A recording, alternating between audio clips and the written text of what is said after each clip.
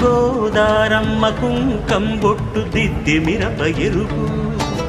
లంకానాథుడింకాగనంటూ పండు కొరుకు చూసే చూపు ఏం చెప్పింది సీతాకాంతకి సందేహాల మబ్బే పట్టె చూసే కంటికి లోకం కాని లోకంలోన ఏకాంతాల వలపు అలపాపి కొండలా